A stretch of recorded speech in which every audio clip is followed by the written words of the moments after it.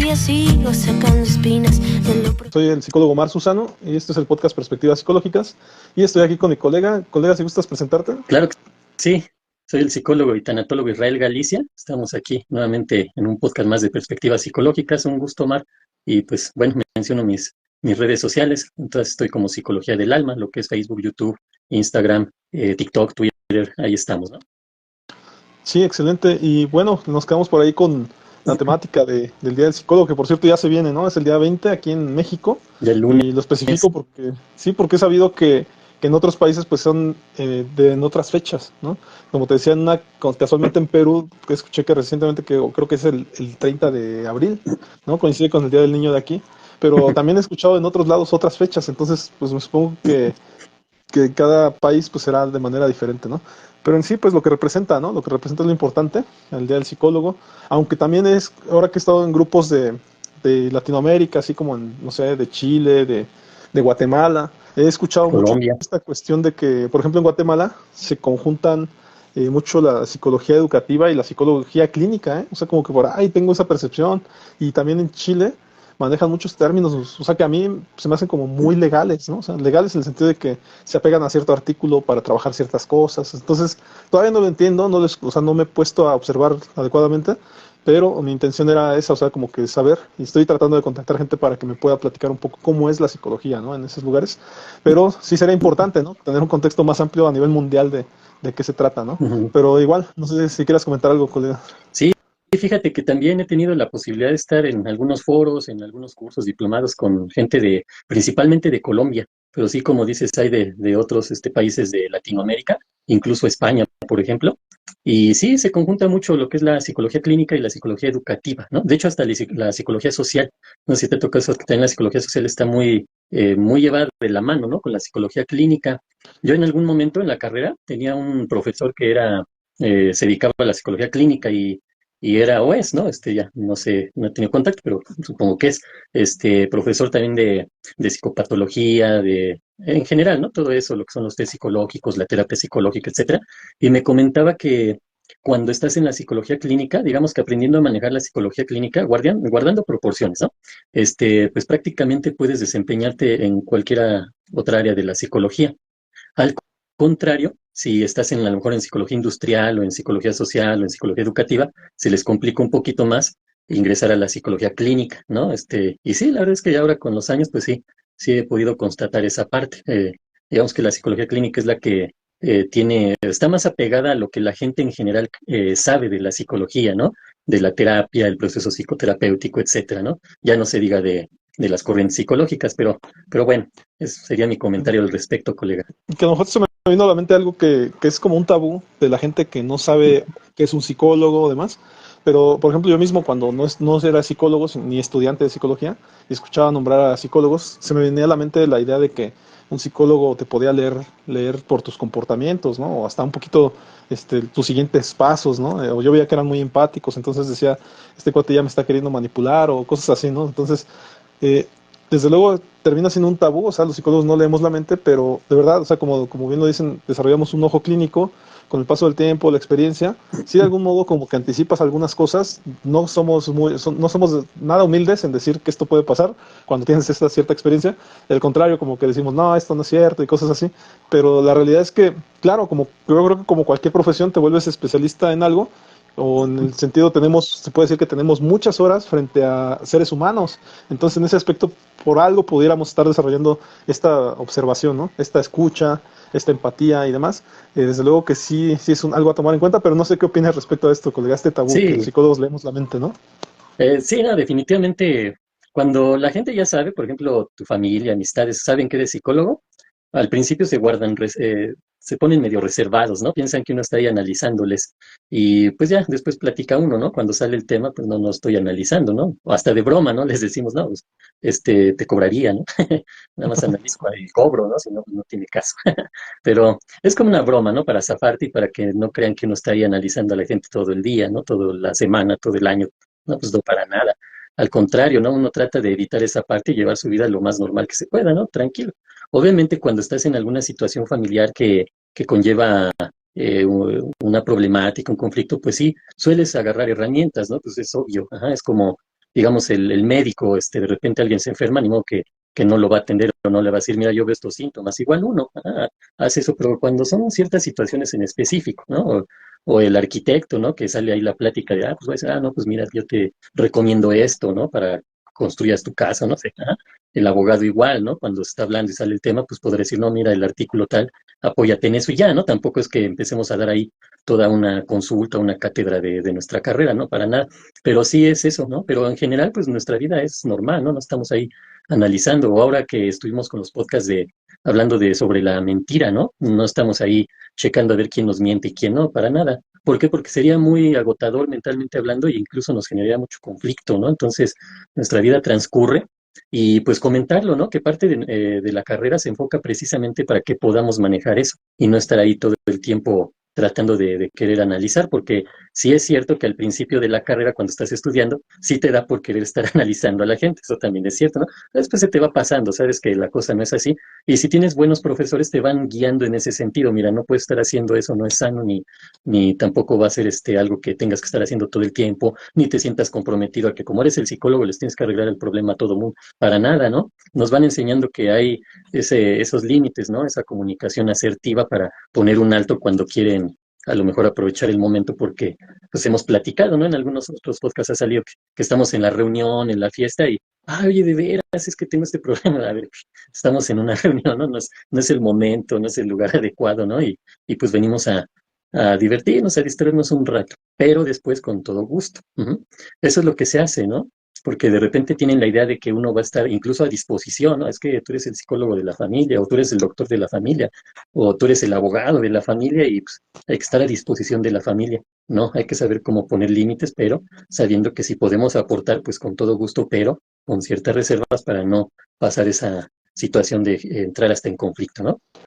Claro, y yo más bien sugeriría que toda esta experiencia que ganamos y demás, como que nos ayuda a elegir los momentos en donde podemos participar, ¿no? O sea, efectivamente cuando ves un desencuentro o una pelea entre padre e hijo, pues dices, creo que le corresponde al padre y al hijo tener un aprendizaje, ¿no? Por esa pelea que tienen. No me voy a estar metiendo en, oye, lo hubieras podido regañar así, ¿no? O cosas por el estilo. No, no, no. Entonces, también aprendemos a determinar en dónde se nos llama, ¿no? O sea, en dónde realmente que en realidad termina siendo nosotros como psicólogos clínicos, termina siendo en consulta, únicamente en consulta, ¿no? De vez en cuando, en lo personal a mí me ha pasado, que me han puesto a lo mejor a platicar con alguien que está mal, ¿no? O sea, que en el momento tuvo alguna cuestión difícil y es como, pues platica con esta persona, ¿no? Y ya es, pues definitivamente a mí en lo personal me sirvieron mucho, ahorita que hablas de la psicología social, me sirvieron mucho videos y documentales que nos explicaban de referentes a la conquista, ¿no? Cuando precisamente los españoles llegaban ya no a conquistar como tal, ¿no? Sino en esencia a ser aceptados por el lugar a donde llegaba. Y de hecho, te decía yo que en la película de la conquista llega este fraile o algo así, como con música, ¿no? O sea, tratando primero de involucrarse, ¿no? De insertarse en esa sociedad. Y ya posteriormente, pues claro, o sea, ya les daban esta cuestión de la religiosidad. En nuestro caso, pues claro, o sea, tampoco vamos a dar la terapia como tal, sabemos que no es terapia, pero ya el hecho de estar platicando sabemos que puede ayudarle, ¿no? A una persona que a lo mejor acaba de pasar algo. Y definitivamente también creo que esta cuestión también aprendemos a valorar, o en mi caso ha sido así, he aprendido a valorar las pláticas que tengo con las personas, ¿no? O sea, en lo personal ya no me desgasto para hacer que alguien cambie, ¿no? O sea, ni un amigo, ni papá, ni mamá, ni la novia, ¿no? O sea, nada más es una cuestión de que trato de ser lo más ser humano posible, ¿no? O sea, teniendo mi espontaneidad, ¿no? O sea, siendo la persona que soy.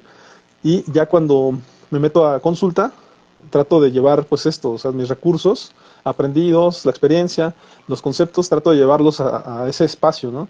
Y la verdad es que cuando le das la importancia necesaria, parece que aportas, ¿no? O sea, se siente esa posibilidad de aportar. Cuando lo intenté hacer, o en su defecto tal vez por juventud, o por lo que quieras, con amigos o demás, pues de repente te das cuenta de que fue mucho esfuerzo y a lo mejor fue poco aporte, ¿no? O sea, de las dos partes. Uno no poniendo atención tanto, en el caso de los amigos, y uno esforzándose por dar lo mejor de sí en una plática, ¿no? Entonces, creo que uno aprende a valorar los lugares donde te esfuerzas un poco más para platicar. Un podcast podría ser un espacio para esforzarse más, a veces, ¿verdad? Pero de repente, pues también puedes llevar preparado algún tema o algo, ¿no? Pero en este caso que estamos hablando de psicología, pues claro, yo me siento como pez en el agua aportando cosas que nos incumben, ¿no? En el día a día. No sé qué opinas al respecto, Colina. Sí, Sí, definitivamente, ¿no? Pues es lo que nos gusta, es lo que nos atrae, es con lo que vivimos diariamente, ¿no? Y pues es lo que nos incumbe en cuanto a nuestra profesión, pero también en cuanto a la actividad que hacemos con gusto, ¿no? Eso es lo principal y pues siempre queriendo aprender más. Ahora, si lo relacionamos al podcast y todo esto, pues como hemos platicado, ¿no? También es parte de poder aportar, ¿no? Pues lo que hemos aprendido, la experiencia, el conocimiento, a manera, como decíamos en el podcast anterior, de que la gente puede entenderlo, ¿no? No utilizar términos o conceptos así muy rebuscados o muy científicos o que tengan un sentido en el cual la gente a lo mejor no pueda ni saber qué estamos diciendo, ¿no? Por las palabras que luego se llegan a utilizar. Entonces, digamos que aquí también nuestra labor es simplificarlo y hablarlo así normal, ¿no? De forma cotidiana, de forma natural, para que podamos darnos a entender también y le pueda servir a la gente, ¿no? Y ahora, platicando contigo, pues también hemos platicado que es es una buena experiencia y es retroalimentación para nosotros dos, ¿no? Lo que tú puedes saber y a mí me sirve, lo que yo puedo saber te sirve a ti. Entonces, nos sirve a todos, ¿no? Es como luego dicen en el negocio es ganar, ganar, ¿no? Entre nosotros nos retroalimentamos y al mismo tiempo le exponemos a la gente conocimientos de los cuales puedan aplicar, ¿no? Principalmente que sea una psicología para todos, una psicología que pueda ser funcional y que se pueda aplicar en la vida cotidiana. Esa es la idea Claro. también, ¿no? Y ahorita también me quedé pensando en estas dichosas habilidades, ¿no? Las posibles habilidades que uno pueda desarrollar como psicólogo. Y la realidad es que en cuanto a la observación, definitivamente uno cambia, ¿no? O sea, esta cuestión de estar observando por todos lados a lo mejor tal comportamiento demás. O sea, yo no dejo de observar en una combi, cuando un niño le está dando lata a su mamá, no veo la lata como tal, ¿no? O sea, no veo eso que antes veía como, ay, qué ruido hace o cosas así. Veo a un niño y los estilos de cómo está pidiendo cariño, ¿no? Cómo intenta ser observado. Ujú. Y así me pasa en cualquier lugar al que voy, ¿no? O sea, ya no veo el malestar como tal, sino lo que quiere acomodar, ¿no? La reacción, la conducta, ¿no? Entonces, en ese aspecto parece que sí nos hacemos muy de observar, ¿no? Seguramente de escuchar también, o sea, es una realidad que somos más perceptivos a escuchar, la escucha activa. Sí, yo lo recuerdo y la verdad es que sí, antes en la preparatoria, tal vez en la secundaria, pues de repente, ¿no? Cuando alguien se te acercaba, o sea, yo a veces ni atención le ponía a alguien que estaba enfrente de mí, o sea, pero de repente ya acá entiendes que tu trabajo es escuchar y la verdad es que es desarrollar mucho esta cuestión de entender lo que quieren decir, porque muchas veces en consulta puede llegar a pasar que alguien está tímido, ¿no? En una primera sesión o que en su defecto pues está vulnerable, tal vez llega como que con las emociones pues ahí a la flor de piel y de repente se le va la voz o está llorando o cosas así y de repente pues tratas de poner más atención para saber lo que dijo porque también comunica con su conducta, ¿no? Comunica mucho también con la forma en que se sienta, la forma en que te dice las cosas, ¿no? Qué cosa le afectó. Entonces, creo que en ese aspecto estamos poniendo muchos recursos sobre la mesa, en el sentido de que estamos observando, escuchando, percibiendo, y como que todo eso en conjunto nos da mucha información con lo cual podemos retroalimentarle, ¿no? A ese cliente y tal vez aportarle mucho, pues en ese aspecto tomando en cuenta todos esos recursos, cosa que también mencionan mucho que se pueden perder en una videollamada, ¿no? O sea, el hecho de que no ves las manos, el hecho de que no ves lo que hay alrededor, ¿no? A mí me ha tocado clientes en videollamadas que de repente pareciera que enfrente tienen a alguien. Yo no sé si detrás de ellos hay una escuela, ¿no? O sea, todos los alumnos ahí sentados, o en su defecto yo no sé si está la mamá o el hermanito pequeño, pero sí los veo haciendo señas, así como que espérame tantito, como que cállate, como que no hay ruido.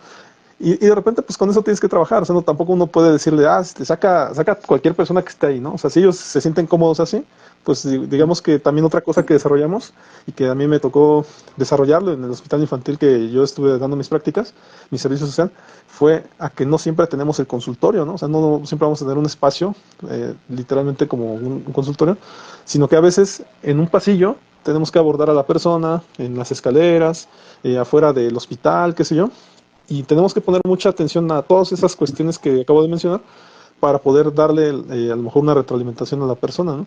Y entonces cuando normalmente estamos acostumbrados a no tener ningún distractor, ¿no? Pero en este caso tenemos que hacer a un lado todos los distractores y poner una atención muy focalizada casi casi en la cara, en las actitudes, ¿no? A pesar del ruido, porque en un hospital pasan camilleros, se están llorando por allá, están gritando, hay muchos distractores, ¿no? Sí. Y esta es la percepción que uno termina desarrollando, ¿no? Te digo, cada área seguramente tendrá sus oportunidades, pero en este caso a mí que me ha tocado estar ahí, he visto eso, ¿no? Aprendes a focalizar, la atención focalizada le llama, ¿no? No sé si en ese aspecto tú puedas comentar alguna otra cuestión o no sé si quieras tocar alguna temática, colega. Sí, es bien interesante esto que mencionas con respecto a los ambientes en los que uno trabaja, ¿no? o desde uno, por ejemplo, ahorita desde su consultorio y la persona que está del otro lado cuando estamos hablando de la consulta en línea, como ellos sí están en otros lugares, ¿no? Obviamente cuando te contactan empiezas a hacer el encuadre, ¿no? Y que es importante que puedan tener un lugar que tenga las condiciones, que no haya ruidos o ese tipo de situaciones que pueden distraer, ¿no? Ya les vas comentando esa parte que es importante e incluso hay quienes por eso luego no quieren la consulta en línea, no tanto porque se resistan a la tecnología, sino porque comentan que, pues es que nada más puedo ahí en la casa y de repente están por ahí, vayan a escuchar lo que yo estoy platicando y yo quiero como que esto sea más personal, ¿no? Por eso hay gente que le gusta ir al consultorio, no tanto porque quieran tener al psicólogo ahí en vivo y a todo color, sino porque saben que no tienen un lugar con las condiciones para que haya una privacidad.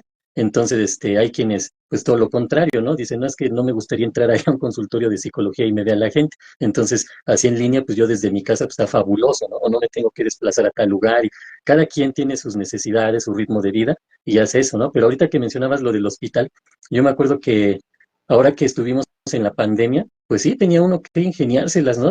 No había condiciones así óptimas, ¿no? Tenía uno que llegar a dar las pláticas con el temor de que te puedas contagiar y todo eso. Obviamente iba uno como si fuera casi, casi como si hubiera habido una guerra nuclear o radioactiva, ¿no? Ibas con todo tu equipo y todo, pero llegabas y pues empezabas a hablarles, pero pues, no eran las condiciones porque era en la calle, ¿no? Ni siquiera así el hospital, pues no tienen ahí afuera así un lugar como para que dé uno pláticas con mucha gente, ¿no? Se lo dabas a los familiares, a los conocidos que estaban ahí afuera del hospital, esperando noticia de su familiar o de su conocido, del paciente, ¿no? Principalmente del COVID.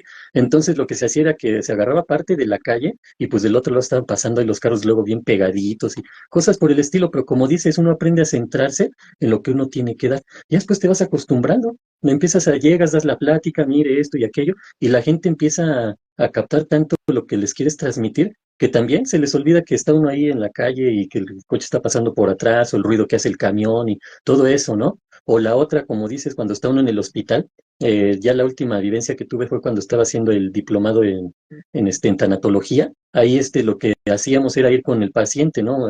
Ir a su cama y todo. Pues ahí está la gente, ¿no? Mientras estabas atendiendo a un paciente, estabas trabajando con él su duelo, etcétera, o con los familiares afuera, pues hay mucho movimiento, no se diga cuando lamentablemente algún paciente, porque no eran cuartos así como exclusivos, ¿no? Sino pues hay varias camas ahí, entonces de repente algún paciente entraba en crisis o lamentablemente llegaba a fallecer y pues llegan todos y mueven y te interrumpen la consulta o a veces te decían, usted siga con su trabajo y pues ahí está todo el movimiento, ¿no? O sea, tú dando la consulta y atrás de ti una persona que acaba de fallecer, ¿no? Y cosas por el estilo. Entonces, pues trabaja uno con todo eso, ¿no? Pero pues ahora sí que son gajes del oficio. Sí, sí, sí.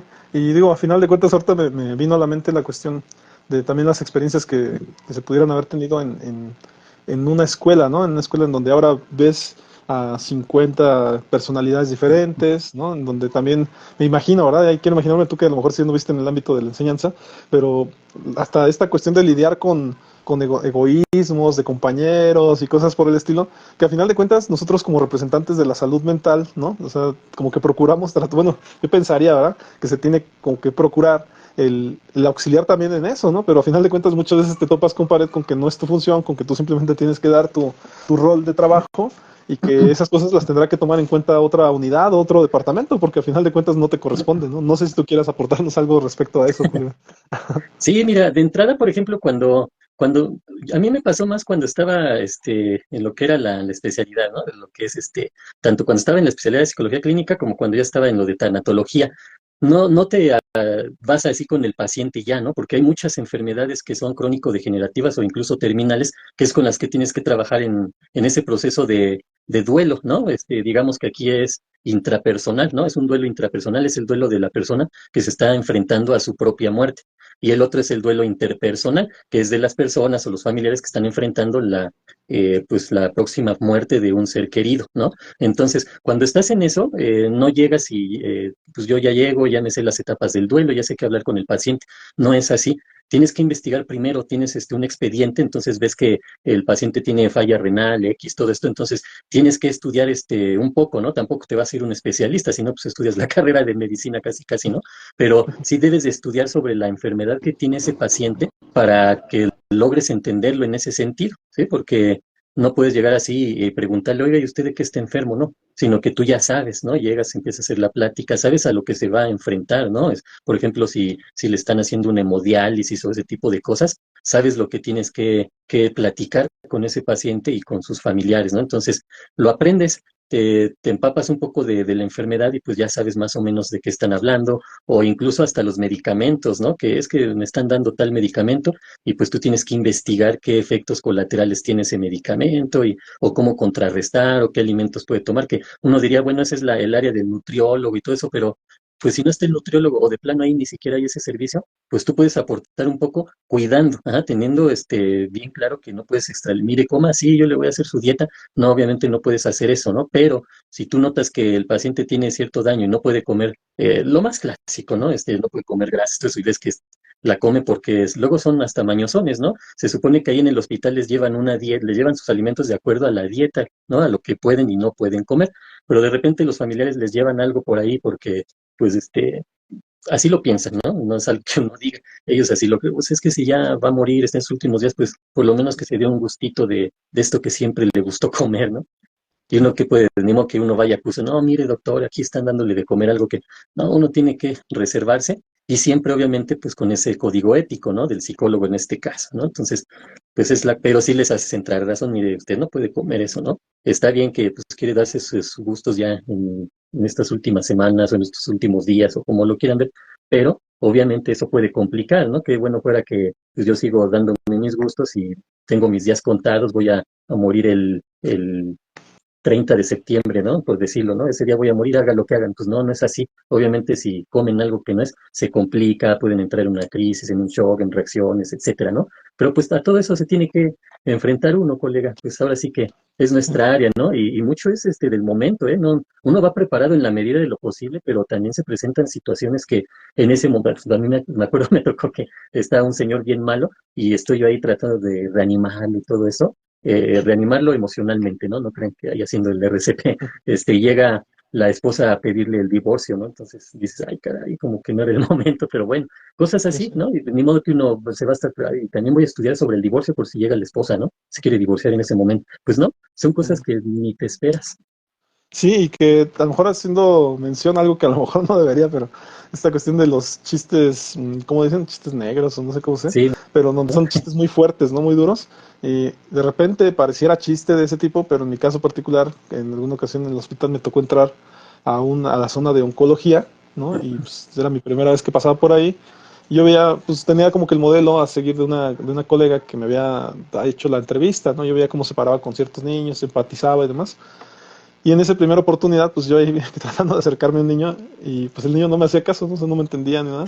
Después acerco a una enfermera y me dice, es que está sordo, ¿no? O sea, y ese tipo de cosas crudas, duras, ¿no? Son las con las que te topas en un hospital, en donde efectivamente, como bien lo dices, ¿no? Si no es tu área, pues por eso es que no estás en esa área, ¿no? Porque tendrías que haber investigado más para en esa área intervenir. Pero es parte de lo que comentabas, ¿no? O sea, cuando te tocan ciertas áreas, te profesionalizas en esas áreas, ¿no? En mi caso me tocó, en este caso en neonatos, que eran los niños pequeñitos, recién nacidos que habían tenido algún problema, y terapia intensiva, ¿no? Entonces ahí sí veías pues a niños que pudieran estar dormidos, o sea, ese era el término tal cual dormidos, porque en realidad también los podían despertar y podían estar bien.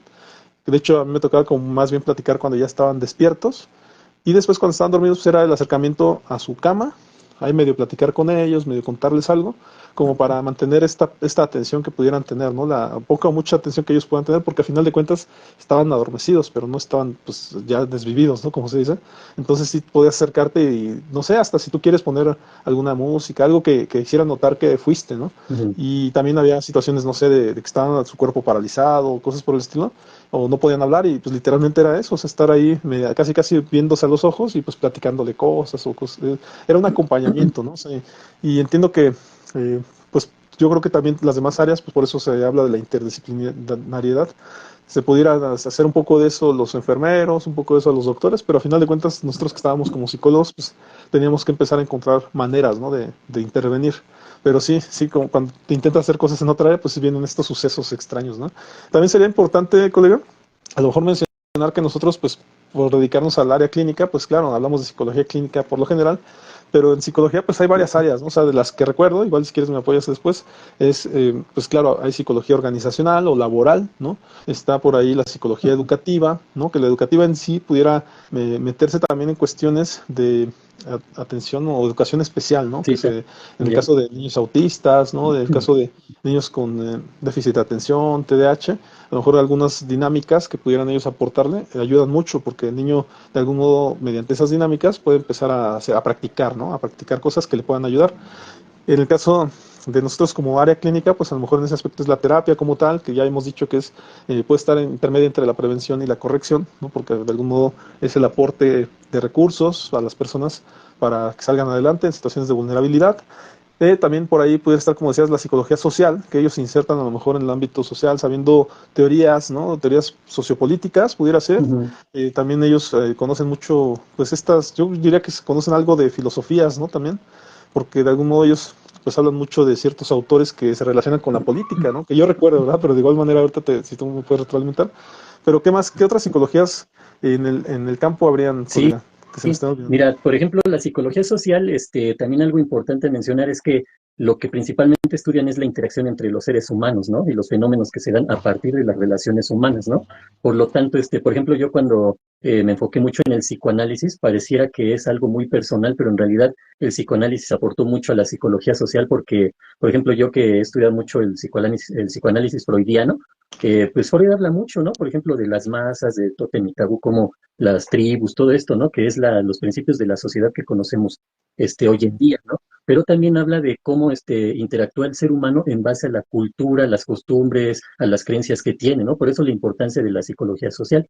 Ahora, la psicología clínica, pues es lo que conocemos, ¿no? Normalmente o lo que se le viene a la mente a la gente en general, ¿no? Que es la consulta con el paciente, pero pues ahorita como platicábamos hay varios ámbitos, ¿no? En los que podemos atender al paciente o a los pacientes, porque no es una situación individual, sino también es de pareja, que pues es tu área, ¿no? Principalmente, ¿no?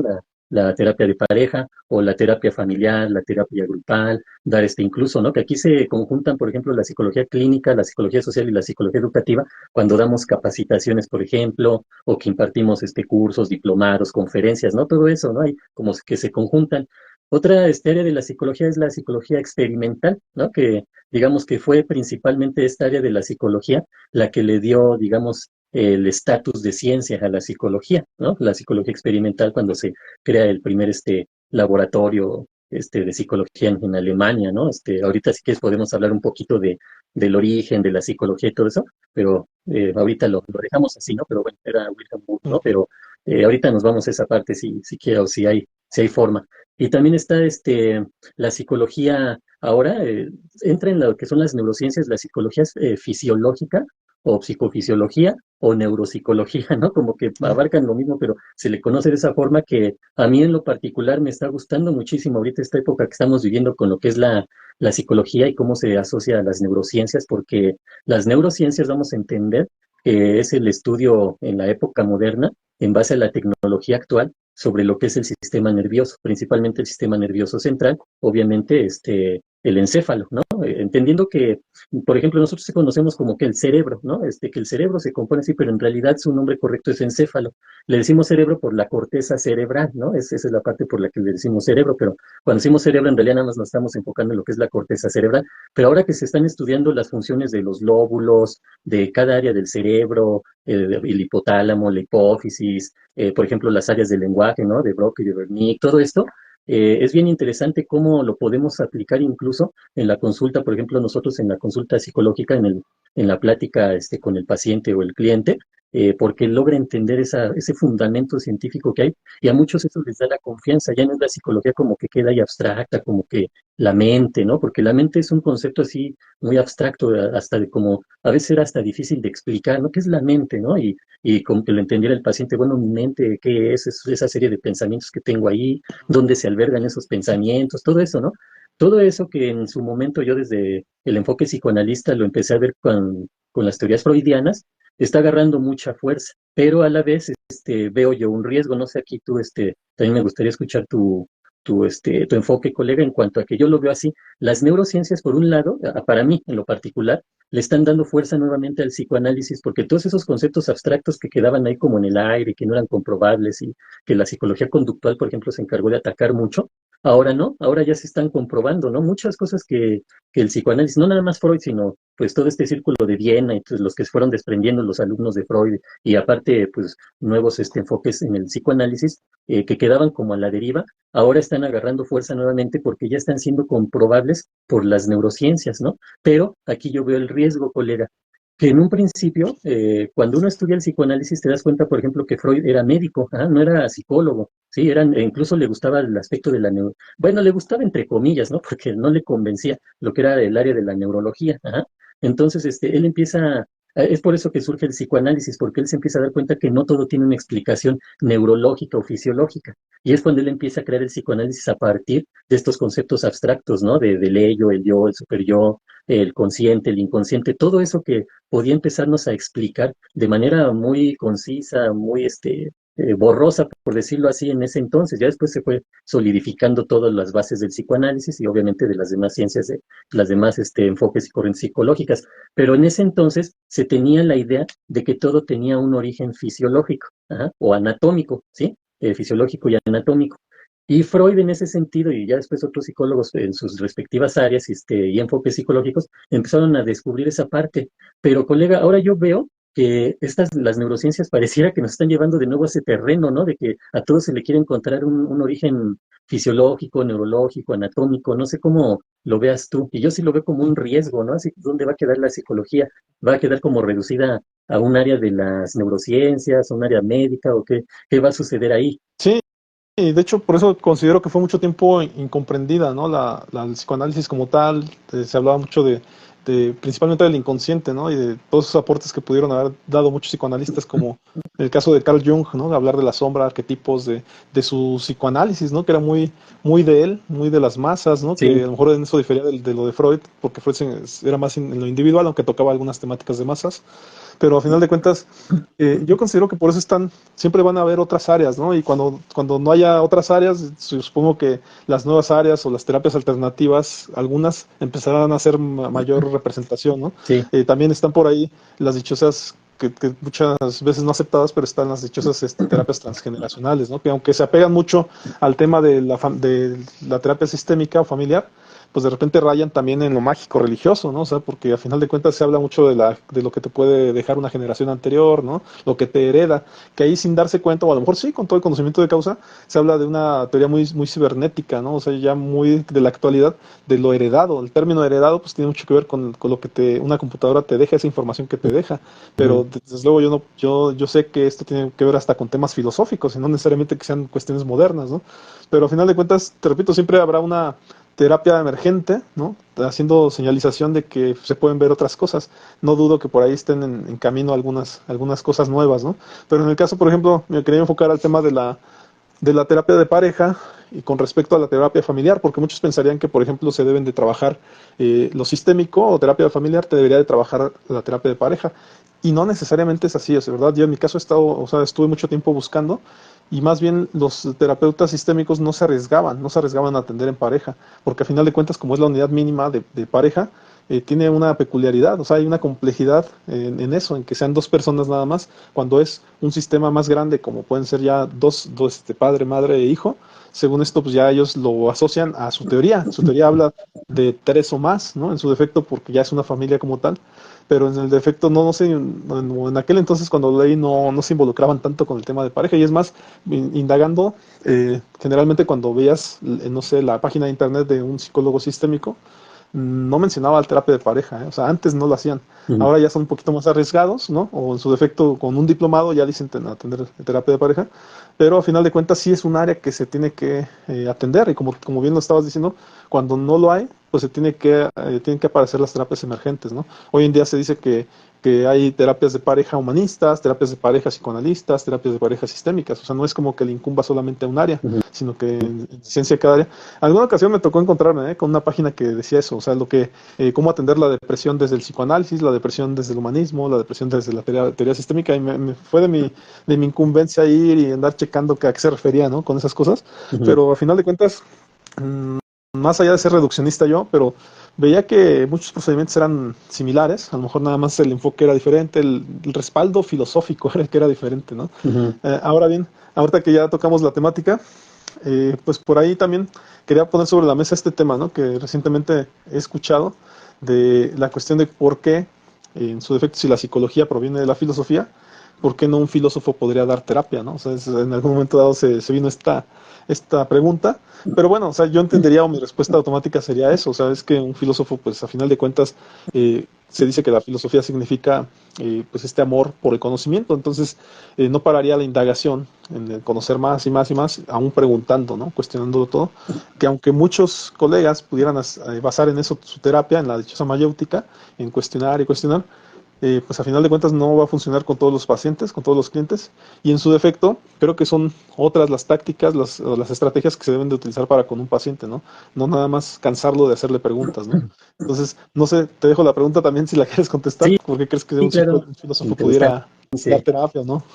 Sí, mira, yo creo que el punto de parteaguas es precisamente lo que platicábamos ahorita, ¿no? Cuando la psicología se convierte en ciencia a partir del primer laboratorio que se establece, ¿no? En Alemania, por Wundt, ¿no? ¿Por qué surge esta necesidad? Porque normalmente lo que diferencia a la ciencia de la filosofía es el método científico, ¿no? Y que quiere obtener resultados. La filosofía busca siempre la verdad, ¿no? También en ese sentido, pero como dices, ¿no? No para de indagar, de preguntar, de ir más allá, ¿no? Como dicen, resuelvo una duda y de esa duda que resolví me salen 10 más o 20 más, ¿no? Y también quizá pase en la ciencia, pero yo creo que lo interesante es la manera en que se puede aplicar, en este caso la psicología, si nos enfocamos en la psicología clínica, pues sí llevamos una metodología científica, ¿no? El método científico que, pues a lo mejor desde el hecho de utilizar ¿cómo se llama? Un formato, la entrevista inicial, todo esto que se ocupa y que debemos de desarrollar a partir de la información que obtenemos, porque pues sí también se obtiene mucha información, que ahorita me viene a la mente cuando dijiste, imagínate como filósofo, pues siempre vamos a estar filosofando ahí con la vida de la persona y pues no le vamos a lo mejor a dar estrategias o alternativas para que salga de esa situación, ¿no? Pero se me vino a la mente, por ejemplo, la terapia de Beck, ¿no? La terapia breve, imagínate en el ámbito de la filosofía, pues nada que ver, ¿no? Eso es rápido y a lo que vamos, punto, ¿no? No, porque hay otras cosas, o irnos al pasado, por ejemplo, el psicoanálisis, no, no, no, no, terapia breve, terapia concisa, 6, 9 sesiones y lo que sigue, ¿no? Pero bueno, eso creo yo que sería la parte, ¿no? Que podríamos mencionar. Pero aquí, la situación es que, por ejemplo, la psicología sí tiende a utilizar mucho, pues, las bases de la filosofía, ¿no? Entendiendo que, pues, la psicología se remonta a lo mejor así, donde ya pudiéramos decir así tal cual como ya bases de la psicología, sin ser psicología todavía, vamos a ponerlo así, pues es con Confucio, con Hipócrates, con Kant, con Descartes, ¿no? Por ejemplo, a mí me gusta enfocarme mucho en Descartes, ¿no? Ves que hasta así le puse al podcast, ¿no? De lo que menciona René Descartes, pero yo creo que viene de ahí, de esa parte, ¿no? Ya aquí como entrando a esta situación de la filosofía, pues precisamente psicología significa el estudio del alma, ¿no? ¿Por qué? Pues porque se consideraba que el alma pues era ese algo que tenía el ser humano que no podía explicarse anatómica ni fisiológicamente, precisamente hablando de esto, ¿no? Que pues había algo más, ¿no? Entonces ellos en su momento pues le daban ese toque de alma, pero no del alma como se pudiera entender en la religión, ¿no? En el catolicismo, en el cristianismo, sino desde el punto de vista filosófico, es como una especie de energía que nos hace pensar, que nos hace ser, ¿no? Esa era la diferencia, ¿no? De ahí sacaban el pienso, luego existo, ¿no? Por ejemplo, Descartes, ¿no? Y así podríamos a lo mejor mencionar otras frases. ¿Te vas a comentar algo, Sí, colega? que ahora lo reducen a conciencia, ¿no? O sea, dicen, puedes cambiar todo, pero la conciencia en una computadora pues nunca la vas a tener, ¿no? Porque eso es lo que hace la personalidad de alguien, específicamente es lo que recuerda, no es solamente lo que recuerda, sino lo que hace con esos recuerdos, ¿no? También te Ujú. iba a comentar, ahorita que mencionabas el tema del alma, eh, una anécdota, ¿no? Que por ahí escuché de un historiador que menciona el tema de que cuando vinieron los españoles, efectivamente se dieron cuenta que la sociedad pues azteca, ¿no? Mexica, los que estaban aquí en México, pues ya tenían sistemas, ¿no? Sistemas donde ya tenían escritura, ya tenían, pues vivían en pirámides, tenían los sistemas de agua, cosas así. Y entonces ellos llegaron y dijeron, oye, ¿cómo vamos a decidir si estas personas tienen alma? Pero ellos decían que si tenían, o sea, alma como inteligencia. Ujú. Y entonces dicen que hicieron pues un concilio, o sea que invitaron a todas las personas más inteligentes de esa época de España y pues que hicieron ese concilio y dijeron, a ver, estas personas tienen un lenguaje, estas personas se comunican entre ellas, nos entienden, ¿no? Y como decíamos, tienen sistemas de agua, hasta a veces hasta más desarrollados que los españoles, porque acá sí había, ¿no? Sí llegaba el agua a la ciudad, allá no. Ujú. Tienen un sistema hasta para sacar, ¿no? La basura y cosas así. Dice Sí, los entonces, hábitos de higiene. sí, dice entonces, estas personas piensan, estas personas tienen alma, y si tienen alma, no los podemos esclavizar, ¿no? Y entonces más bien fue que les dieron esta educación, claro, con la tendencia a la religiosidad, ¿no? Y Sí. entonces fue el motivo por el cual no esclavizaron a los indígenas, ¿no? De esa época, como sí lo hicieron otras colonias, que en su defecto los ingleses, ¿no? Las personas que colonizaron los franceses, que colonizaron otros países, sí lo hicieron, ¿no? África. Como reduciendo a las personas a esclavos, ¿no? En ese aspecto, y fue pues ese fue el motivo aquí en México, ¿no? Ahora, si me lo permites, bueno, no sé si quieras comentar algo al respecto a esto, colega. Sí, de hecho, siempre está ese debate, ¿no? Bueno, no siempre, actualmente más bien. Anteriormente hasta se festejaba el Día de la Raza y cosas por el estilo, ¿no? Pero pues generaba mucho conflicto, ¿no? Así como que celebrar un día que fue pues casi casi hasta trágico para las civilizaciones del continente americano, ¿no? Pero siempre está ese debate, ¿no? De que se supone que vinieron a civilizar, ¿no? A las civilizaciones que había aquí, cuando podríamos decir lo contrario, ¿no? Creo que se fueron más civilizados ellos de lo que aprendieron de aquí que de lo que ellos pudieron traer, ¿no? Sin menospreciar las costumbres, la cultura, el conocimiento que tenían los europeos, ¿no? Pero es bien sabido eso, que aquí las civilizaciones que estaban tenían mucho conocimiento, incluso hasta muy superior, así, no superior, muy superior al que podrían tener incluso en Europa en unas cosas, en otras no, en otras obviamente los europeos tenían mayor conocimiento, ¿no? Pero pues es ese punto de debate, ¿no? Pero al final de cuentas, por ejemplo, si nos vamos a la civilización maya, ¿no? Que ellos tenían conocimientos astronómicos que pues los españoles ni al caso, ¿no? Bueno, para empezar, ¿no? Los españoles creyeron que llegaron a la India de entrada, ¿no? Y por eso decían que los de aquí de América eran indios, ¿no? Porque pensaron que llegaron a las Indias. Ya desde ahí empezamos mal con ese asunto. Ya en lo demás, pues sí, efectivamente también trajeron cosas buenas, ¿no? Pero bueno, ya sin entrar a ese tipo de debates, ¿no? Aquí lo que nos tiene es la parte del aspecto de la psicología, y pues vamos a ponerlo así, ¿no? Un encuentro entre dos mundos. En el aspecto psicológico es bien interesante porque también nos toca estudiar esa parte, ¿no? Leemos libros todo eso con respecto a este punto de cómo era el pensamiento aquí en las civilizaciones del continente americano y lo que traían el continente europeo. Entendiendo que, por ejemplo, en América, lo que fue de México para abajo, pues prácticamente fue España, ¿no? El que colonizó, y nada más a Brasil, creo que nada más Brasil, ¿no? Fue Portugal, y lo que fue Inglaterra, pues se sabe que Inglaterra se fue y formó las 13 colonias, ¿no? Los que escaparon de Inglaterra, que se fueron a Estados Unidos, lo que ahora conocemos como Estados Unidos, pues generaron o crearon las 13 colonias a partir de las cuales se desarrolló ese país. Y hacia arriba todavía, ¿no? Hacia Canadá, ¿no? Pero en Canadá pues todavía también llegaron franceses y cosas por el estilo. Y lo que fueron los franceses y los ingleses se fueron hacia África, ¿no? De hecho, hasta la fecha hay colonias, todavía tienen colonias, Francia e Inglaterra, que ahorita está el conflicto bien fuerte, por cierto, ¿no? Ya si nos vamos al aspecto geopolítico, como algunos países africanos ya se rebelaron totalmente, ya están expulsando a lo que son, principalmente en el aspecto militar, ¿no? Lo que son los militares que estaban ahí de Inglaterra, de Francia y hasta de Estados Unidos, para variar, ¿no? Que está en todos lados, y están entrando los ejércitos o el apoyo ruso y chino, ¿no? Pero bueno, así ha sido la historia, colega. Oye, colega, te iba a plantear otra cosa, ¿no? O sea, siempre problematizando nada más, ¿no? Pero hace poco escuché o leí por ahí que decían que para meterte, y fue algo que durante la carrera nos dijeron mucho, ¿no? Que cuando salieras de la carrera te apegaras a un enfoque, ¿no? O sea, un enfoque psicológico. Como tal, pues ya hemos dicho, hemos mencionado que está el psicoanálisis, está el conductismo, está el humanismo, que se le nombra la tercera fuerza, pero ya últimamente están las dichosas terapias, ¿cómo le llaman? Estas De de tercera generación, tercera generación. sí. eh, y pues en su defecto pues puede haber más, ¿no? Nada más que en ese sentido sabemos que hay enfoques, pero una recomendación era que te apegaras a algún enfoque para pues dar terapia, o en su defecto que eligieras uno para que te enamoraras de ese enfoque y de esa manera tú practicaras la psicología. Y he escuchado que critican mucho a los eclécticos, que de algún modo el término ecléctico pues significa que agarras un poquito de un enfoque, un poquito de otro enfoque y demás, que digo, también entiendo que muchos terminamos siendo un poco eclécticos en algún sentido, pero al final de cuentas siempre andamos mencionando, en tu caso, el psicoanálisis, en mi caso siempre el humanismo, porque al final de cuentas nos llena, ¿no? Y hay muchos conceptos, una cuestión conceptual detrás que nos convence, ¿no? Pero al final de cuentas, te repito, se critica mucho el eclecticismo.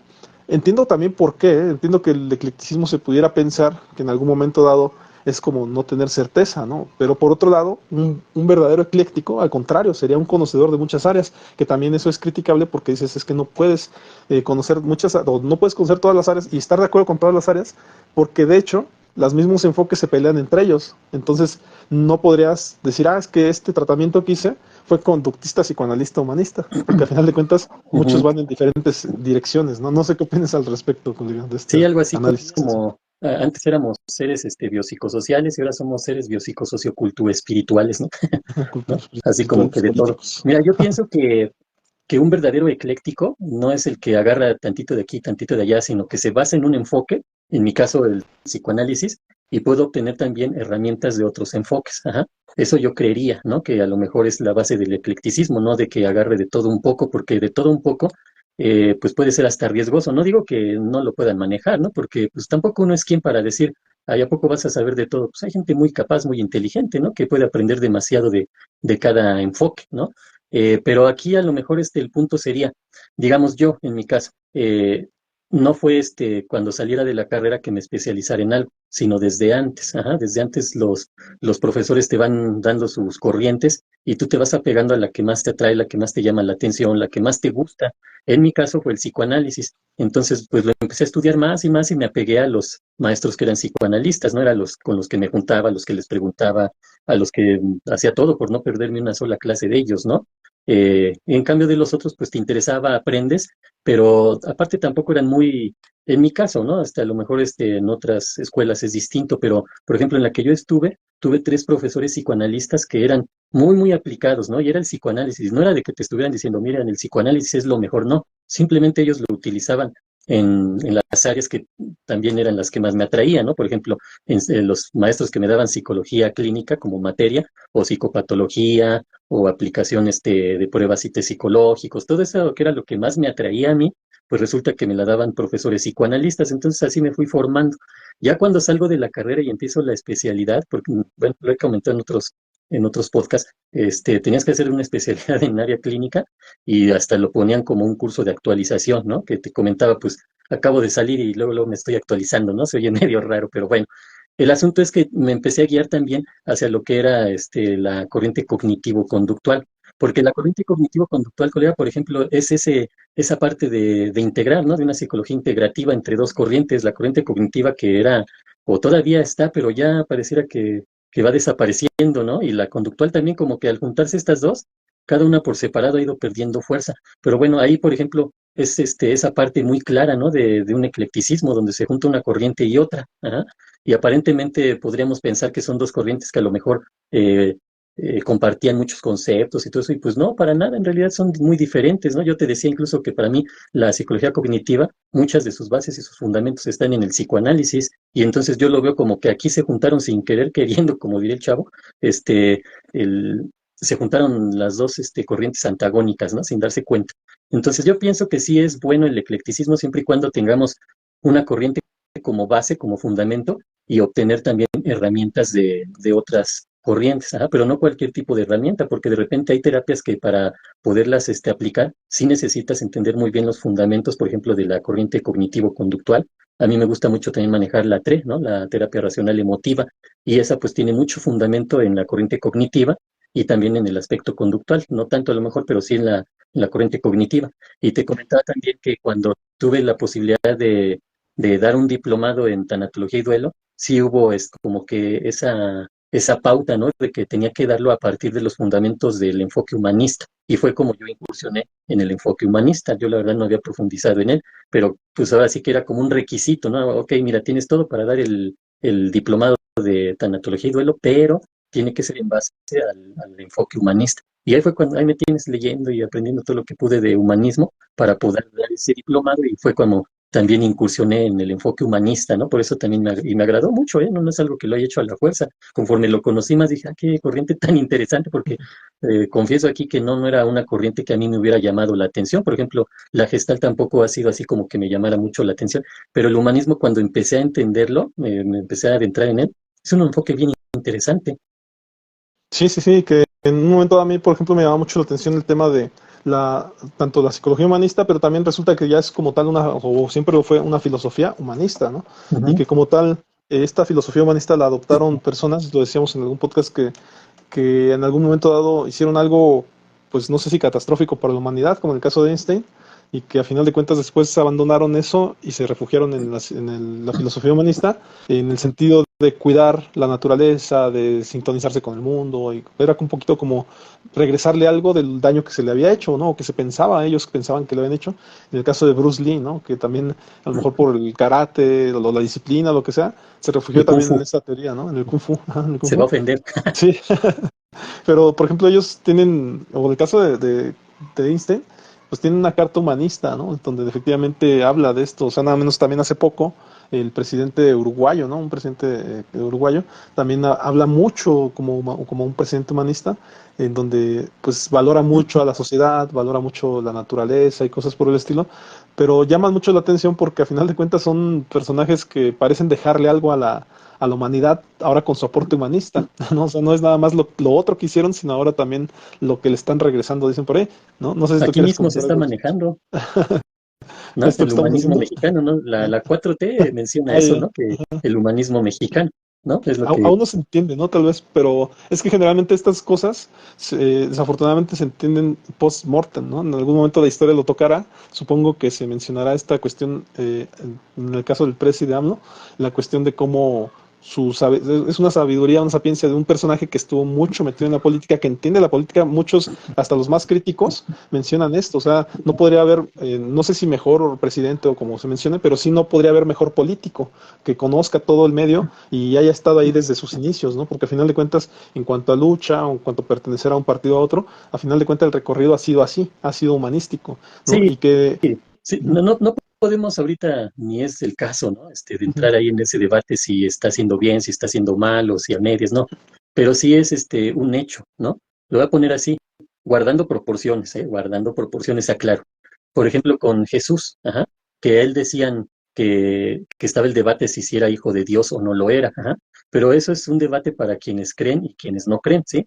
Pero lo que nadie puede negar, ni los creyentes ni los no creyentes, es que Jesús fue el máximo líder de la historia. Ajá, no hay quien como él, ajá. Independientemente de si uno cree o no cree que haya sido hijo de Dios, porque ni siquiera está en tela de juicio si existió o no existió, ¿no? Eso que ni qué. Sí, pero ya donde viene el debate es donde si fue hijo de Dios, si no lo fue, etcétera, ¿no? Pero independientemente de eso, es el más grande líder que haya habido, ¿no? Y no hay nadie como él, ¿no? O sea, imagínate a más de 2000 años y todavía su influencia está, pero a todo lo que da, ¿no? Con todo y que hay muchas religiones y todo ese tipo, pero al final de cuentas se basan en eso, ¿no?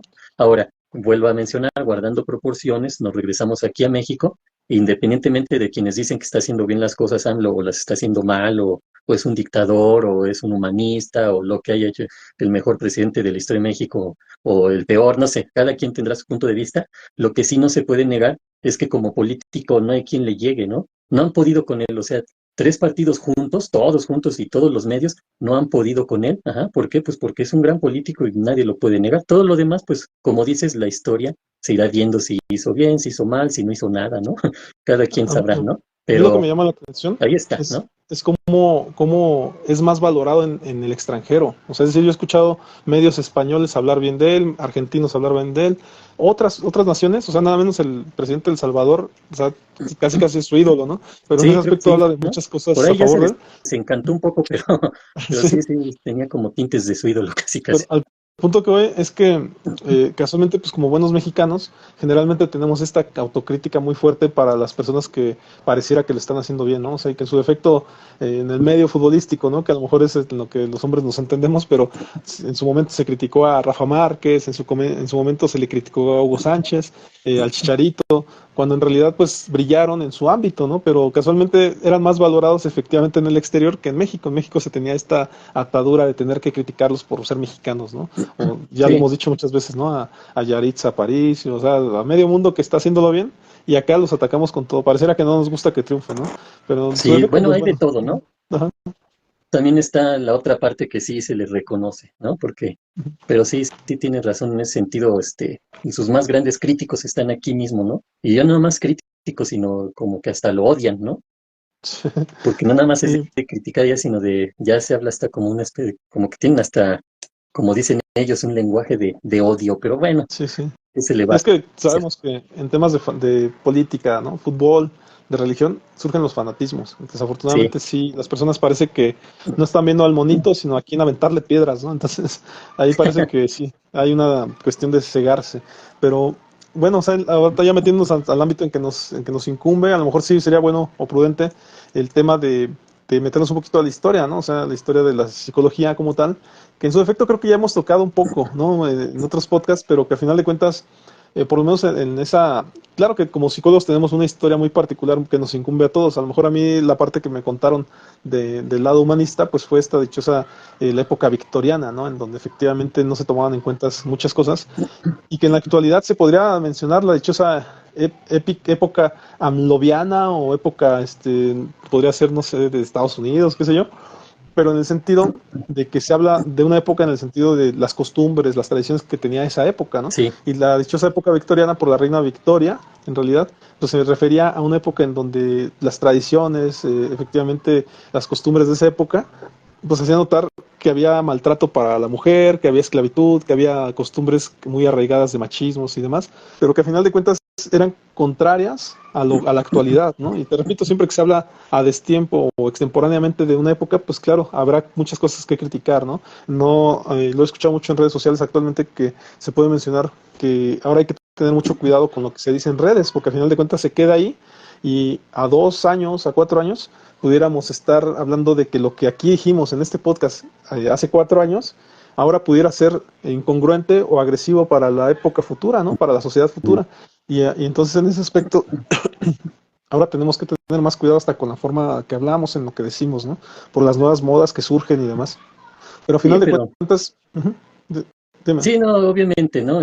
Pues uno tiene el cuidado del lenguaje, pero al mismo tiempo también se habla mucho de la libertad de expresión, ¿no? Que ahí Ujú. viene ese gran conflicto, ¿no? Podríamos decirlo que hasta es una situación difícil de entender, que por un lado hablan mucho de la libertad de expresión y por otro lado te están limitando en lo que tú quieras o puedas expresar, ¿no? Entonces no hay coherencia en ese sentido. Que Y por ejemplo que, ahorita retomando esto y lo que me comentabas de irnos a lo mejor al origen de la psicología, también, ¿no? Surge esta situación, digamos, los griegos, ¿no? Que son donde están esas bases, ¿no? Hipócrates, Aristóteles, Platón, ¿no? Que entre ellos incluso hay bastante distancia, ¿no? En cuanto a años, pero también venía esa parte, ¿no? Por un lado, entender al ser humano esa parte de por qué podía pensar, por qué podía crear, por qué podía realizar ciertas cosas que los demás animales no podían, ¿no?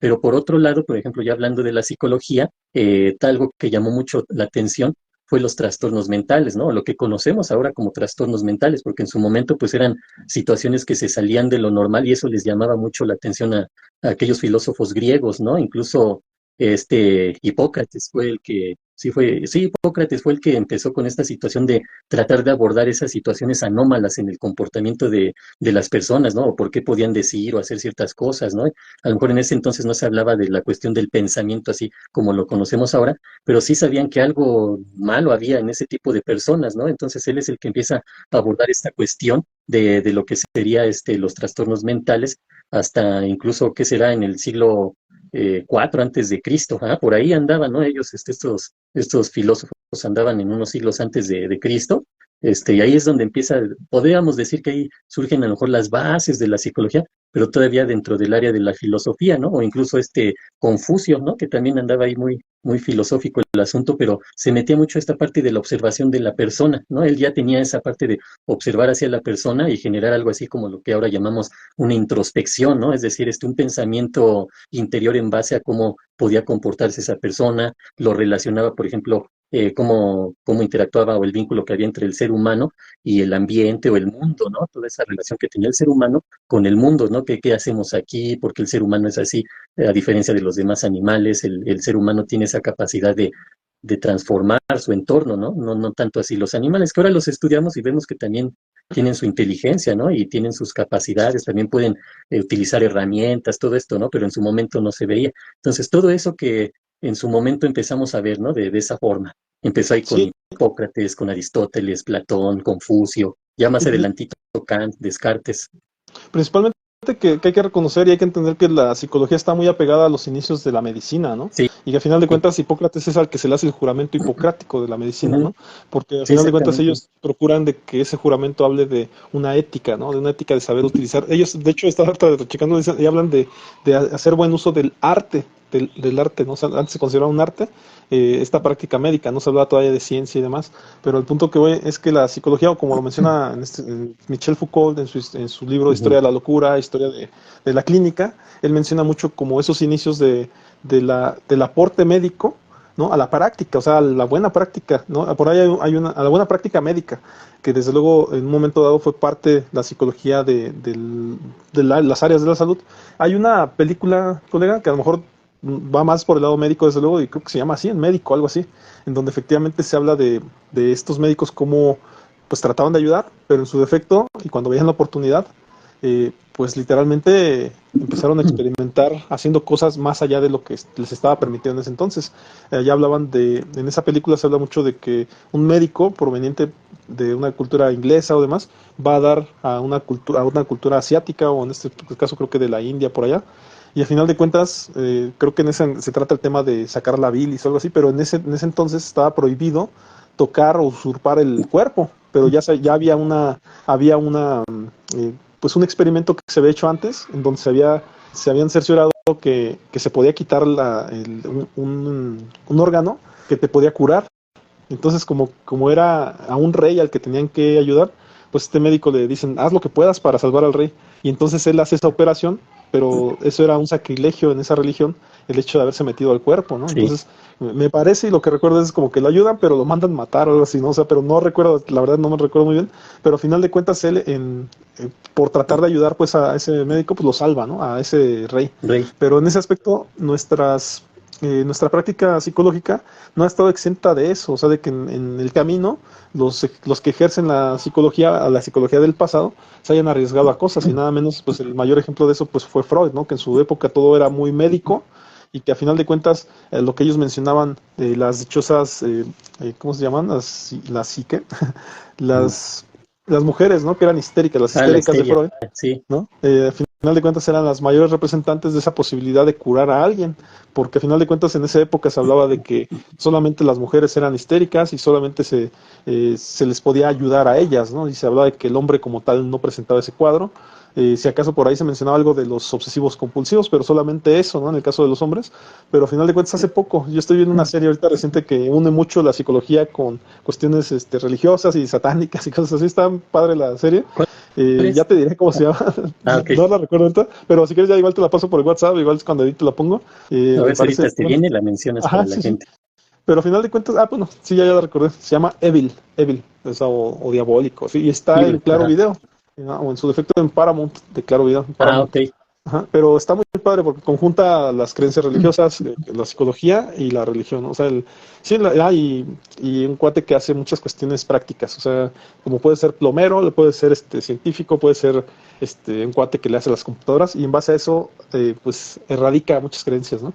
Pero el punto que voy, ahí la psicóloga, como hacen muchos exorcismos, y la psicóloga en un momento dado menciona, porque todas las exorcizadas son mujeres, las exorcizadas Mm, adultas, ¿no? Porque sí había exorcizados niños, pero la mayoría son las que exorcizan de mayoría de edad son mujeres. sí. Y hace alusión a un tema literalmente pues machista, ¿no? O sea, ¿por qué no se No, exorciza a la hombres, ¿no? brujería tan solo, ¿no? Ya ves, normalmente eran brujas, ¿no? Pues, tú ves lo de las quemaban y no sé qué tanto les hacían, pero en realidad pues eran puras mujeres, ¿no? Como si el mal tuviera que ver con la mujer, ¿no? Pues uno diría, bueno, ¿y qué no había brujos o qué, no? Pues casi era puras brujas y sí, esa situación de cómo se ha dado, ¿no? Esa parte del machismo ahí, pues ni cómo negarlo, ¿no? Y Estaba aparte muy claro, ¿no? Cómo se iban ujú. en contra de la figura femenina en ese aspecto. considero que siempre fue, o siempre ha sido, y creo que lo continuará siendo en su defecto, un machismo invisibilizado, ¿no? O sea, un machismo que casi nadie se dé cuenta o que aunque se den cuenta se oculte, ¿no? Sí, Y a que final se de cuentas, justifique, ¿no? sí, y que a final de cuentas siguiendo la línea de lo psicológico, pues a final de cuentas también lo que te platico de Freud pues terminó siendo mucho esto que hizo el médico en esa película que te platico, ¿no? Del médico, en el sentido de que sabía que había algo más, sabía que de esos tratamientos que redacta Freud en el psicoanálisis, en donde hasta argumenta, ¿no? El caso tal, y que a él le dieron apertura a su teoría, a final de cuentas, pues por eso son dignas de análisis y de que pues hayan subsistido hasta la actualidad, porque él da muchos argumentos teóricos, ¿no? Para que tal caso te derive en cómo se solucionó tal cosa o cómo por lo menos se aperturó tal síntoma, ¿no? De eso, nada más quería mencionar la otra parte, a lo que le llamaron trastornos y demás. Presente ahí en esa película que te digo, escuché algo también, la cuestión de que del CIE-10, ¿sí me escuchas? Sí, ¿verdad? Sí. Sí, Ok. Escuché esa crítica de que por qué se perdió un poquito nada más. Ok. Escuchamos esa crítica de cómo los trastornos mentales o demás, que se hablan en el CIE-10, en el DSM-4, DSM-5 ya, eh, ¿por qué son cuestiones que no tienen medicalización, o sea, medicación, ¿no? O sea, es decir, se dice que es un trastorno, pero no tiene cura. Ujú. Entonces, pues, se supone que ahí meten las cosas que tienen cura, ¿no? A las que puedes recetar con un medicamento y ya mejorar, ¿no? Entonces, esta desfase que Controlar se por lo tiene, menos. ¿no? Ujú. Y se tiene un desfase total entre, ¿y por qué nos regula a nosotros como psicólogos un área médica, ¿no? Es la parte que también muchas veces se puede cuestionar. Cuando en su defecto, pues sí, mucho tiempo se entendió porque no existía la psicología y se apegó a la medicina para tratar por medio de la medicina, observar. Pero yo me preguntaría, ¿no? O sea, o en algún momento dado se van a separar o en su defecto siempre van a estar juntas. O le añadimos también la filosofía para que ya entonces estemos completas. O sea, es la parte que de repente nos tenemos que cuestionar, Y ¿no? O la sea, en su religión. defecto meter un poco, a lo mejor, si no religión, pues por lo menos de creencias, ¿no? De esperanzas o cosas Sí, por el estilo, ¿no? No sé qué quieras comentar o si quieras agregar algo, colega. pues sí, mira, ha sido así siempre, ¿no? Como comentabas ahorita que yo mencionaba a Hipócrates, ¿no? Como dices, desde ahí surge esa situación. Anteriormente, como te comento, Platón, Aristóteles, Immanuel Kant, René Descartes, ¿no? Todos ellos ya estaban con esa situación de observar el comportamiento humano, pero al mismo tiempo estudiaban el razonamiento, lo que era la lógica, el pensamiento, todo eso, porque sabían que había algo más que lo fisiológico. Si hablamos de la medicina, pues la medicina tiende a irse a lo fisiológico, ¿ah? Que esto y que aquello, medicamento, ¿no? Entonces hay que tener en cuenta esa parte donde la psicología se desprende totalmente del aspecto médico, del aspecto neurológico, fisiológico, en el sentido de que no todo podemos llevarlo al terreno de lo fisiológico, ¿no? Y ya hay medicina para esto, medicamento para lo otro.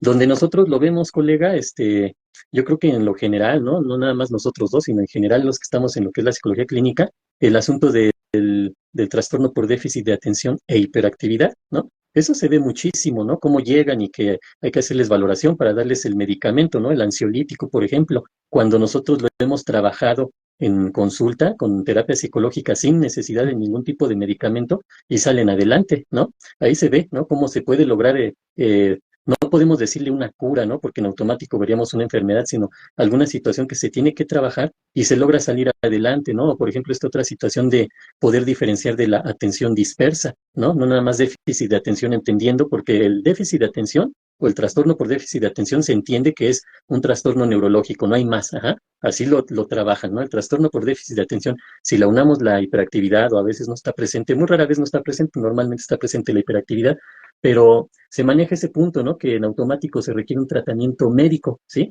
Y nosotros no, nosotros por el contrario tratamos de evitarlo en la medida de lo posible o incluso el aspecto de la depresión o de la ansiedad, ¿no? Manejarla con técnicas de relajación, manejarlo con psicoterapia para ver qué está generando esa ansiedad, entendiendo que la raíz puede ser la emoción del miedo, de dónde vienen esos miedos, irnos al inconsciente, todo eso es lo que manejamos nosotros y no nos vamos a, mire, si usted tiene ansiedad, vaya con el médico para que le recete un ansiolítico. Sería muy sencillo, ¿no? Pero no, no debe de ser así. Entonces es donde nosotros hacemos esa diferencia y por eso te comentaba al principio, ¿no? Hasta qué grado se corre el riesgo de que ahora las neurociencias todo quieran llevarlo a lo que por donde se empezó, ¿no? Queriendo todo darle un entendimiento fisiológico, porque así es la ciencia, colega, ¿no? Así es la Sí. ciencia, todo le quiere dar una lógica, una razón, un entendimiento desde el punto de vista científico con el método científico, porque si no, no es válido, no es aceptable, ¿sí? Ese punto. Por eso la religión, ¿no?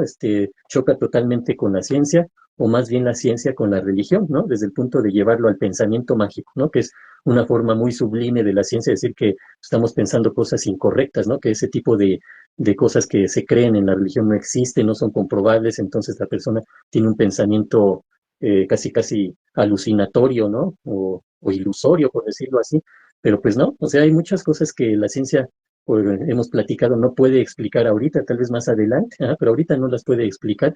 Lo peor es que caen en esa soberbia de decir que como no lo puedo explicar, pues entonces no existe, ¿no? Bien, Sí, bien sí. simplistas en ese sentido, ¿no? Por eso a mí te digo, me gusta mucho esta historia de la psicología porque va muy de la mano, ¿no? En este sentido, ¿no? De que el científico dice es que tú crees en algo que no puedes ver ni comprobar, ¿no? Pues a lo mejor tú no, ¿no? Pero un creyente lo puede comprobar desde su fe, ajá, desde que siente la presencia de Dios o cosas por el estilo, ¿no? Pueden hablarlo así y el científico dice, no, pues no es observable, no es medible, no existe, ¿no? Y hasta ahí se quedan en esa situación. Pero entonces, ¿dónde quedaría, por ejemplo, la mente? Y es donde la ciencia dice, ah, no, pues es que tiene su explicación o su raíz en el cerebro, ¿no? Donde están los procesos, las ondas cerebrales y todo eso. Pero, por ejemplo, algo aquí que yo siempre saco es lo del Big Bang, ajá, que la ciencia lo tiene ahí como que la teoría que explica la creación del universo, ¿no? Pero pues, no puede explicarlo, no puede, o puede intentar explicarlo, pero no puede comprobarlo. Entonces la ciencia también se basa en cuestiones no comprobables, ajá. Sin embargo, se atreven a ponerlo como que el Big Bang es la explicación científica de cómo se creó el universo, ¿no? Por ejemplo, si entramos a esos terrenos, ¿no? El tipo de pensamiento que podemos utilizar los seres humanos, en cuanto a pensamiento mágico, porque es una forma de decir que eso no existe, ¿no? O el pensamiento crítico, o el pensamiento científico, y así nos podemos ir y Sí. podemos debatir muchas cosas, ¿no? Fíjate, ahorita me vino a la mente ahora que te platicaba de que veía ciertas páginas que hablaban de cómo tratar ciertos padecimientos, que decían que cada enfoque, ¿no? Atendía ciertas cosas. Y yo, pues, en esa búsqueda, en una etapa de donde estaba indagando acerca de la depresión, me encontré con un autor llamado Hugo Bleichmar, ¿no? En Ujú. el cual la primera parte, que en esa época pues cabe mencionar que también andaba en una búsqueda hasta personal, ¿no? Para poder salir de un asunto que traía ahí. Y recuerdo mucho que este personaje, o sea, este libro me ayudó mucho. Hugo Bleichmar habla mucho del tema de que las personas que somos muy racionales, y digo somos porque la verdad es que me considero dentro de, a veces nos cuesta más trabajo salir de una depresión porque todo lo queremos sacar a la lógica o lo racionalizamos precisamente, y dice que efectivamente las cuestiones emocionales no se deben de racional, se deben de vivir, ¿no? Ya lo hemos visto mucho en las temáticas de las emociones, pero este libro estaba dividido. La primera parte te explicaba todo eso, te decía cómo se van algunas sustancias, creo que tenía mucha temática muy, pues diría yo, muy científica. Decía cómo te abandonan unas sustancias del cerebro, las cuales pues no regresan hasta que ya estás bien. O sea, que ni siquiera es como que haya oportunidad de traerlas de nuevo, ¿no? Simplemente te abandonaron y ya cuando tú empiezas a hacer otras actividades, entonces te ayudará un poco eso, ¿no? Ujú. Me llama la atención que a final de cuentas, cuando terminas la primera parte, porque está dividida en dos partes, este libro eh, empieza a hablar de religión, porque de hecho Hugo Bleichmar es cristiano. Entonces la segunda parte te habla de esta cuestión de tener esperanza. Entonces ahorita que estamos mencionando esta temática, me llama la atención cómo en su defecto hay autores, ¿no? Que tratan de unir estas dos partes. En su defecto también, y en esta búsqueda que me tocó observar, pues definitivamente me metí a cómo maneja Freud la depresión, cómo maneja el humanismo la depresión, y esto lo pueden ver de hecho en mi canal, en el de Psicotemas, perdón, el de Psicomar Susano, tengo por ahí una serie de videos en las cuales efectivamente te habla de esto, ¿no? O sea, cómo ve, no tanto te podría decir si Eric Fromm o demás, pero sí tengo varios autores, yo creo que unos 6 autores de cómo ven la depresión, porque en mi búsqueda pues definitivamente era como se tratará de la misma forma y demás, y por eso en ese aspecto me parece como que tengo mucho que aportarles también a los clientes, porque no era nada más como que ver a un autor y decir, a ver cómo se trata la depresión, no, o sea, me puse a indagar mucho, más lo que pues puedan decir los enfoques psicológicos, ¿no? Pero en su defecto el tema de la autoestima, ¿no? Del autoconcepto y demás, que son cosas que maneja el humanismo como tal, el sentido de vida, pero que en su defecto me llamó mucho la atención esa parte, Código. No sé si en su defecto quieras mencionar algo, quieras a lo mejor aportar algo al respecto, Código. Mira, aquí, por ejemplo, a mí me recuerda mucho a lo que yo he notado, o bueno, más bien mi experiencia en lo que es la tanatología con Elizabeth Kubler-Ross, sí, que también le pasa algo similar, ¿no? Cuando ella empieza a experimentar, empieza a hacer todas sus anotaciones e indagar y generar sus teorías de cómo va viviendo o experimentando un ser humano el proceso de duelo, ya sea el duelo cuando se acerca a su propia muerte en los enfermos terminales o en la familia, ¿no? O los seres queridos o los amigos que también están sufriendo un duelo o un proceso de duelo, ¿no? En esa situación. Ahí también ella, por ejemplo, bueno, no trató, más bien lo hizo, ajá, empezó a poner muchas situaciones del más allá, ¿no? O qué va después de la vida. Entonces fue cuando en algún momento lo comentamos también, ella fue empezar, pues fue tachada, ¿no? De una persona que ya no era creíble en la comunidad científica, ¿sí? Esa era la situación ahí. Entonces, pues yo pienso que deben de alguna manera de convivir, ¿no? Así como hace ratito platicábamos sobre lo que son las situaciones de los enfoques psicológicos, hasta qué punto será eh, permisible o correcto el que algunos enfoques psicológicos puedan unirse y generar esa psicología integral, ¿sí? Que lo podríamos manejar de esa manera o ecléctica. Pues aquí lo mismo, ¿no? También podría haber una especie de situaciones o creencias integrativas, ¿no? Entre la persona que puede tener el ámbito científico, pero al mismo tiempo la creencia religiosa o cualquier tipo de creencia, ¿no? Pues es parte de la psicología, colega, ¿no? Sí, Lo sí. hemos visto, hablando, por ejemplo, ya a lo mejor un poquito haciendo énfasis en el título de los pros y las sombras de la psicología, pues también en la psicología han pasado muchas situaciones así, ¿no? Tú mencionabas ahorita, por ejemplo, Freud, ¿no? Que tuvo que experimentar, crear nuevos conceptos para tratar de explicar lo que sucedía en la mente humana y no se podía explicar a partir del aspecto médico, neurológico o fisiológico, ¿no? Y así ha sido, siempre ha sido así, pero ahora nos podemos ir a las sombras, ¿no? Esto que decías, bueno, algunos experimentos que hizo Freud, por ejemplo, en el Tratado de la Histeria, ¿no? Que él habla de su paciente Ana O, ajá, que es muy conocido en este aspecto del psicoanálisis, ¿no? De la paciente, como le decían, la paciente cero, ¿no? En el psicoanálisis.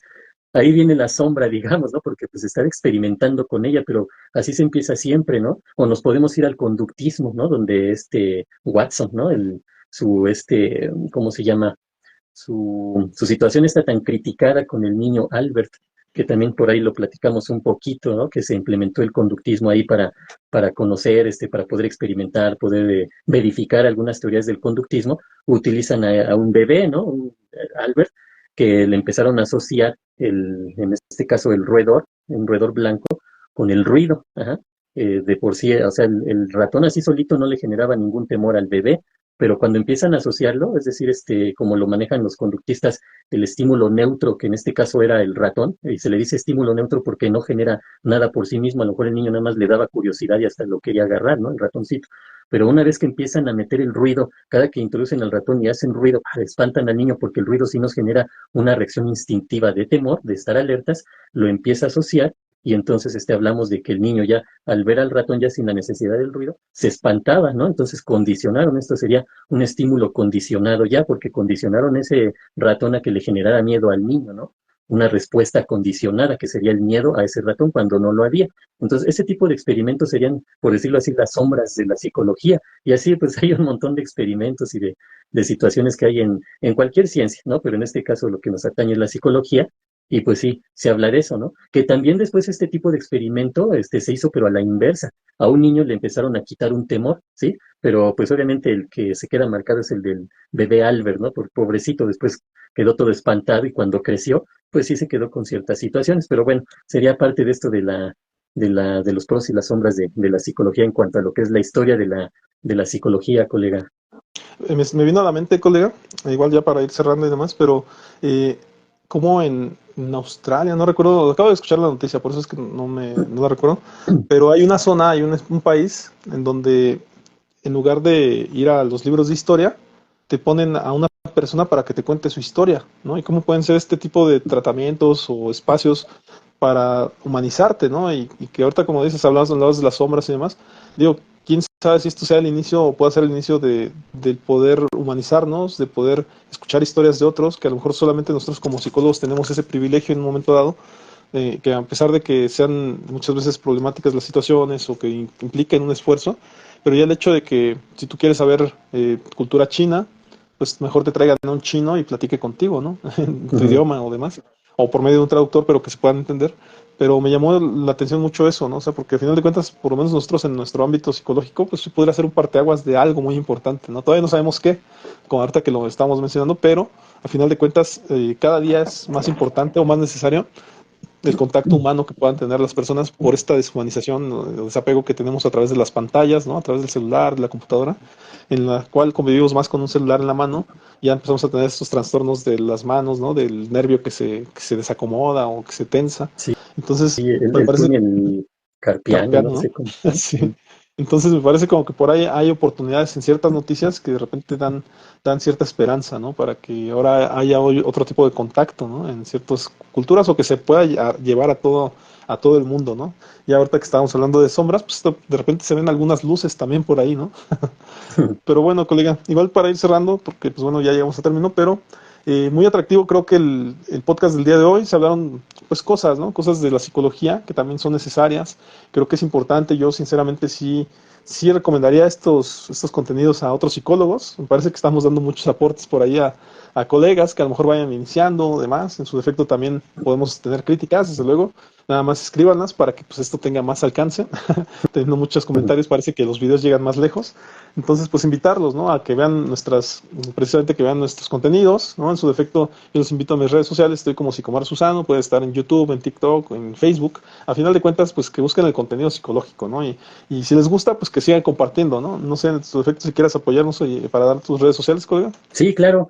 Nada más a mí me gustaría cerrar con esta parte de la psicología, que lo hemos hablado durante todo el podcast, con Wilhelm Wundt, ajá, que fue el padre de la psicología científica.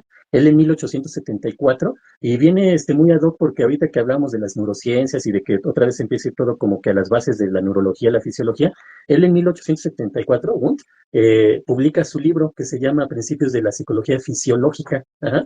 Estamos hablando de 1874. Y él igual, en 1879, crea el primer laboratorio de psicología, ajá, en el mundo, ¿sí? En Leipzig, ajá, en Alemania, ¿sí? Entonces, pues nada más quería cerrar con esta parte porque es donde la psicología se aparta de la filosofía, precisamente cuando Wundt crea el primer laboratorio de psicología y establece los fundamentos para que la psicología sea una ciencia, ¿no? Y pues obviamente, pues anteriormente, a unos 5 años antes, había publicado este libro, ¿no? Entonces, pues yo con esto cierro, les recuerdo, Psicología del Alma, son mis redes, mis páginas que están en Facebook, en YouTube, en Twitter, en Instagram, en TikTok, por ahí estamos. Y nuevamente les comento para que me puedan contactar directamente a mi WhatsApp. Estoy en el 55 14 93 95 80. Un gusto nuevamente compartir este podcast contigo, colega. Y pues ahora que se trató el tema de los pros y sombras de la psicología. Y les recordamos que el día 20 de mayo, ajá, es el día del psicólogo, ¿no? El día de la psicóloga, ¿no? Generalizando, ¿no? Aquí en México, por lo menos, el 20 de mayo es el día del psicólogo y de la psicóloga, y por eso estamos implementando ahorita estas temáticas de la psicología, su historia, el origen de la psicología, todo lo que tiene que ver con la psicología, precisamente porque pues es el mes de la psicología, ¿no? Y que finalmente yo les daría una felicitación a todos los psicólogos que estén practicando la psicología, a todos los que estén innovando, pero también a los psicólogos que de algún modo no estén ejerciendo, ¿no? Porque al final de cuentas también ayudarlos a que salgan de su letargo, o sea, al final de cuentas creo que todos tenemos una segunda oportunidad, una tercera oportunidad, entonces invitarlos a todos a que vuelvan a agarrarle este saborcito a la psicología. Al final de cuentas creo que esto es una vocación, o considero que se vuelve una vocación, no es como que venga de nacimiento, pero le agarras el gusto, porque al final de cuentas ayudar a otros me parece que es muy humanizante, y creo que todo mundo anda por ahí por la vida queriendo ayudar a otros, y a nosotros que se nos dé esa oportunidad, pues hay que aprovecharlo, ¿no? Hay que sentirnos orgullosos de eso. Entonces, felicidades a todos los psicólogos, ¿no? Sí, exactamente, muchas felicidades y pues también estos podcasts son para todos ellos, ¿no? Para las psicólogas y los psicólogos que nos ven y obviamente al público en general. Pues me despido, colega, ahí Claro. nos vemos dentro de 8 días para continuar con los pros y las sombras de la psicología. Con todo gusto, colega. Bueno, pues nos vemos. Este fue el podcast Perspectivas Psicológicas y nos vemos en la siguiente. Hasta luego. Hasta luego, hay que nos den like, que nos compartan, por favor. Hasta luego.